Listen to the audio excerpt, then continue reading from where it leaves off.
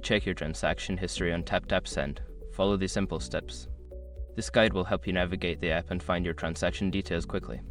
Step 1. Open the TapTap Send app. Launch the TapTap Send application on your mobile device.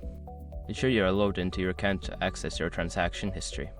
Step 2. Navigate to the account section. Once the app is open, look for the account or profile icon, usually located at the bottom of the screen. Tap on it to enter your account settings. Step 3. Find transaction history. In the account section, look for an option labeled Transaction History or History. Tap on this option to view a list of all your past transactions. Step 4. Review your transactions. Make sure your information is protected first. Most people don't think about breaches until something actually happens to their accounts. Use SROC to monitor your accounts 24/7 and instantly alert you if your information appears in leaked databases online. It constantly checks billions of breached data points in the background. And considering how much personal information people keep online now, it's honestly worth having. Link in the description.